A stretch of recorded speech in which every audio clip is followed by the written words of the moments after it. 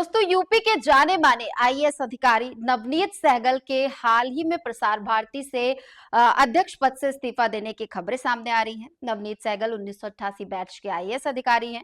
उन्होंने साल 2023 में रिटायरमेंट ली। इसके बाद 2024 में उन्हें प्रसार भारती का चेयरमैन नियुक्त किया गया। लेकिन हैरानी की बात यह है कि उन्होंने सिर्फ 9 महीने में ही इस पद से इस्तीफा दे दिया। इस इस्तीफे के बाद यूपी से लेकर दिल्ली तक सियासी गलियारों में चर्चा शुरू हो गई है। अब सबसे बड़ा सवाल ये उठ रहा है कि सहगल को कोई नई बड़ी जिम्मेदारी दी जाएगी या उन्हें साइडलाइन कर दिया जाएगा। इस बारे में दो तरह की चर्चाएं चल रही हैं। पहली चर्चा ये हो रही है कि उन्हें जल्द ही कोई नई बड़ी जिम्मेदारी मिल सकती है, खासकर पश्चिम बंगाल में चुनाव के समय। कुछ लोग मान रहे हैं कि उन्हें किसी राज्य का राज्यपाल या उपराज्यपाल बनाया जा सकता है। इसके पीछे वजह यह है कि नवनीत सहगल के पास यूपी जैसे बड़े राज्य में लगभग 30 साल का प्रशासनिक अनुभव है। इसके अलावा उन्हें क्राइसिस मैनेजमेंट का मास्टर माना जाता है, यानी जब भी सरकार पर कोई संकट आता है, किसी खास काम की जरूरत होती है, तो जिम्मेदारी अक्सर सहगल को ही सौंपी जाती थी। इसलिए कहा जा रहा है कि केंद्र सरकार उनके अनुभव का फायदा उठाना चाहती है।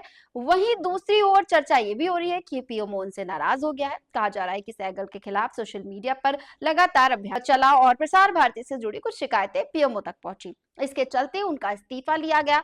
नवनीत सहगल की 3 दशक तक सत्ता और शासन में बड़ी हनक रही। उन्होंने गोंडा, अयोध्या, वाराणसी और लखनऊ जैसे जिलों के डीएम के रूप में काम किया।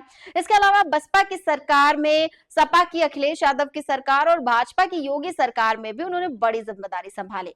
आमतौर पर किसी दल की पसंदीदा सरकार के अधिकारी को दूसरी सरकार साइडलाइन कर देती है, लेकिन सहगल के साथ ऐसा नहीं हुआ। उन्होंने हर सरकार में अपने काम और योग्यता से अपनी जगह बनाई। इसके अलावा एक और दिलचस्प बात यह है कि सहगल के बेटे की हाल ही में हुई शादी में सीएम योगी, सपा प्रमुख अखिलेश यादव और अन्य नेताओं ने भी हिस्सा लिया। ये उनके राजनीतिक और प्रशासनिक नेटवर्क की भी बड़ी पहचान है। इस पूरी स्थिति को देखकर कहा जा सकता है कि सहगल का इस्तीफा सियासी गलियारों में नई चर्चा का विषय बन गया है।